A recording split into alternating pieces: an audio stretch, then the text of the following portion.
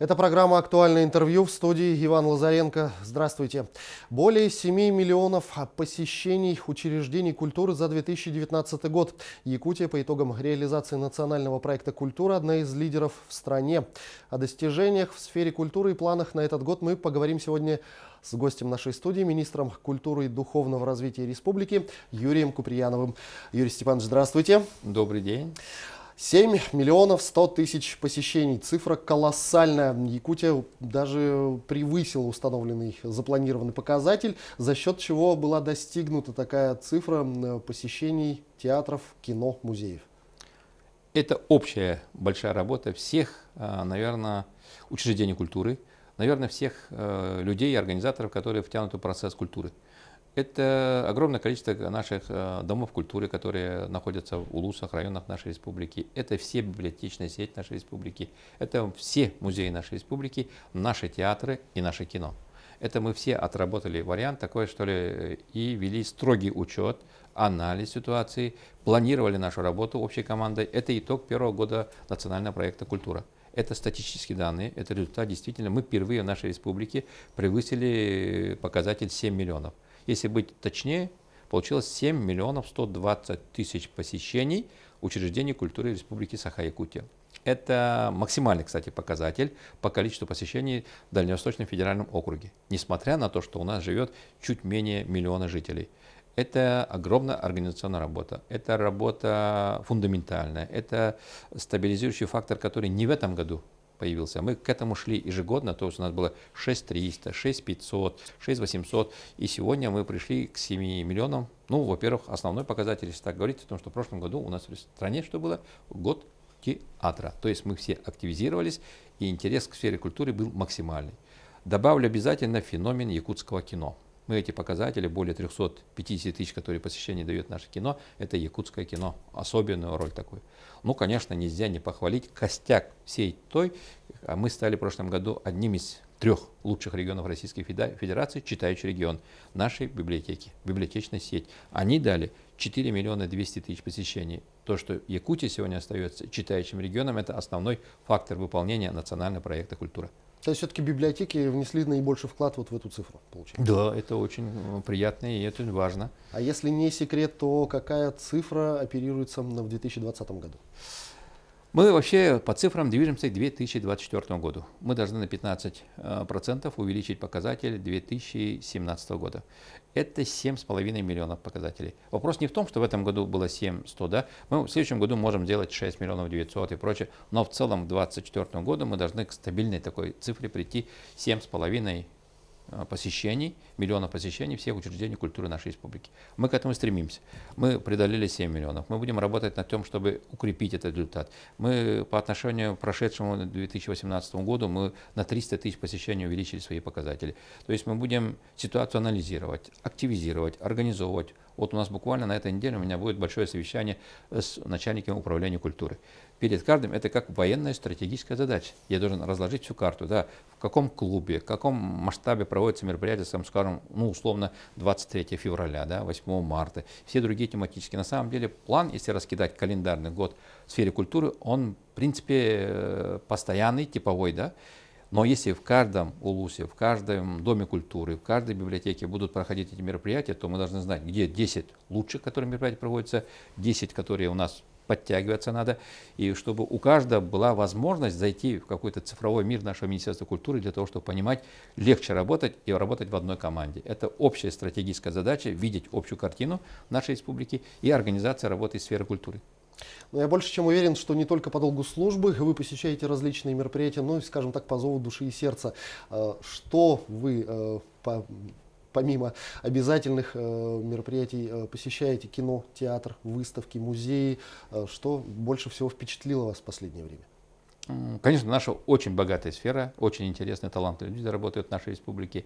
И всегда везде успеть невозможно, но по мере того, что вот министр, например, по должности участвует, и участвует как бы личность Юрий Степанович, который идет постоянно обогащение личности. Да? Мне самому очень приятно ходить в наши театры. Приду в Русский академический драматический театр, «Барышня-крестьянка» прошлого года отмечу.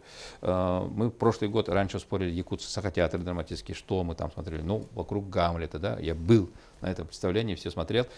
когда ты втянут в эти процессы, то в каждом театре, когда бывает, я постарался и в Мирнинском театре быть, и вот буквально недавно и в Алданский театр юного зрителя ездил, в музеях. Все наши юбилейные мероприятия, все наши достижения и выставки, которые открывает наш художественный музей.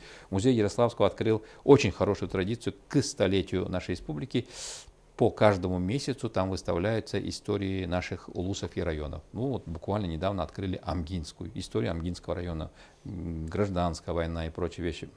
Человек же становится богатым от общения, а сфера культуры – это постоянное общение.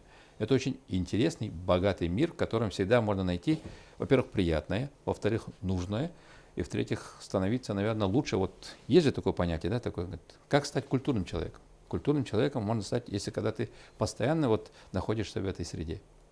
Вот если говорить о нацпроекте «Культура», то в его рамках недавно был построен Дом культуры, который был отмечен Министерством культуры России. И чем же так этот объект примечателен, что его ставят в пример всем? Ну да, действительно, в прошлом году мы впервые, наверное, спустя много лет получили средства. Ну, 2 года мы строили, 2 клуба. Один в Джикимде Горного Улуса, другой в Сырдахе Усалданского Улуса. И главное, мы строителям тоже большая благодарность, справились, сдали в сроки, и местным администрациям, и всем, кто в этом участвовал. Мы сделали эти клубы не просто так, просто открыли и как бы вот пришли там на культурное мероприятие, но вот Дворец культуры в Джикимде, сельский дом культуры прямо с такой надписью, он получился одним из красивых, богатых таких снаряжений, которые есть картинная галерея Афанасия Николаевича Осипова, музей братьев Даниловых и зрелищный зал. Он получился достаточно таким, во-первых, с дизайном, оформлением и красивым, что мы когда были на форуме культуры, который подводит итоги года Министерства культуры в Санкт-Петербурге, именно Якутский дом культуры в селе Джикимде был этим, как вот сколько домов построено, в Якутии построен такой сельский дом культуры, например, всем. И снаружи, и изнутри.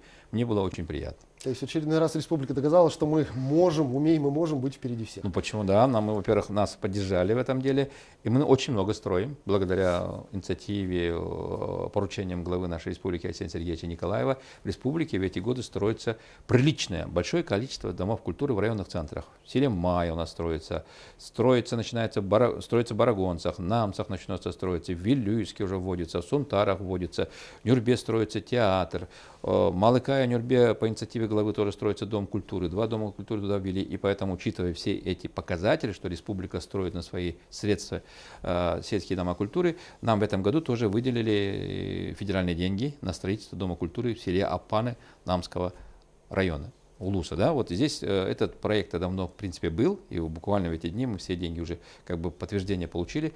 На 20 и 2021 годы будет объявлен тендер, и в 2021 году мы ведем там новый дом культуры. А в этом году много откроется уже новых заведений? В этом году, в 2020 году, в конце 2020 года у нас откроется в мае.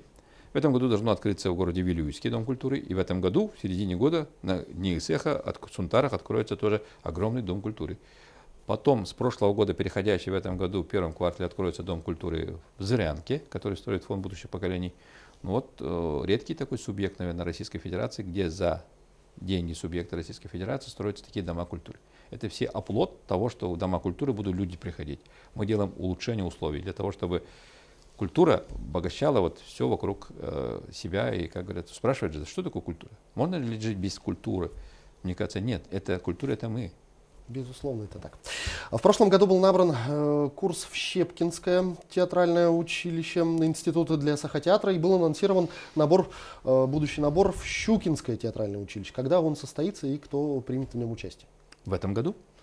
У нас Саха академический театр, в прошлом году мы все много раз говорили, да, выступил с инициативой, и эту переговорный процесс не 1 год вели и прочие вещи, и спустя почти, сколько там было, 21 или 21 год, да, мы набрали целевую национальную группу, то есть дети там учатся на родном языке, и это будут наши будущие, как плеяда артистов нашего Саха академического театра. И любой представитель культуры, министерства, кто бывает в Москве, всегда заходит. Вот мы договорились в этом году с Михаилом Ефимовичем вместе сходить для того, чтобы тоже вот этих детей поддержать, во-первых. Во-вторых, ответственность, какую несет они перед республикой, показать в сфере нашей культуры. Потому что поступить может быть очень сложно. Учиться вдвойне сложно, а стать завершающим выпускником учебного заведения не так просто. У нас Есть люди, которые поступают на целевые места и не всегда заканчивают. Это процесс подготовки творческого работника, он не то чтобы такой сверхсложный, он очень сложный. Но требуется природное качество, талант и прочие вещи, которые невозможно просто, вот, например, просто упорством добиться. Но необходимо, что еще иметь иные творческие какие способности. В этом году глава республики обратился к министру культуры. Правда, сейчас уже другой министр культуры, но тем не менее у нас устоялись связи с Министерством культуры с обращением о том, чтобы помочь дать нам целевые места в Щукинское. И нам дали 5 целевых мест. В этом году на базе Русского академического театра имени Пушкина будет произведен этот набор. У нас есть специальное заведение подведомственное, которое занимается учетом целевых мест, набором эти подготовительные курсы, организацией выезда преподавателей, которые приезжают в Якутск для того, чтобы организовать эти курсы. Щепкинские сюда приезжали, и у нас в Сахотеатре проходил этот прием. Прием достаточно сложный, конечно, и очень такой своеобразный. Как конкурс красоты. Там проходит как бы метрика роста. Если ты прошел низом, то ты можешь завтра уже не приходить. Но серьезно говорю, для того, чтобы быть универсальным артистом, это же не так, чтобы человек за всю жизнь будет одну роль играть.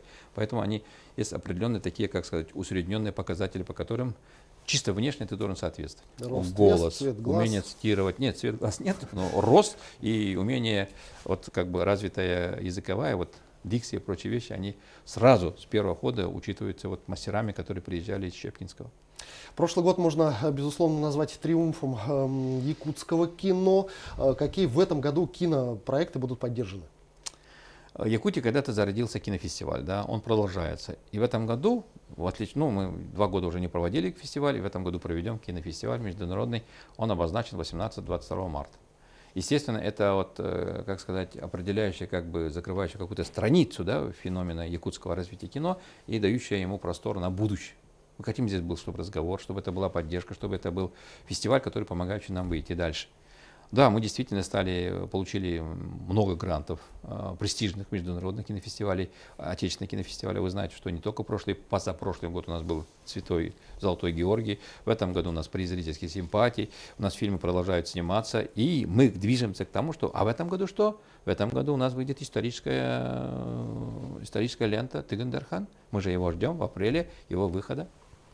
Я благодарю вас за беседу. Спасибо, что нашли время и ответили на наши вопросы. Это была программа «Актуальное интервью». У нас в гостях был министр культуры и духовного развития Республики Саха-Якутия Юрий Куприянов. О нацпроекте «Культура» мы говорили сегодня. До встречи в эфире.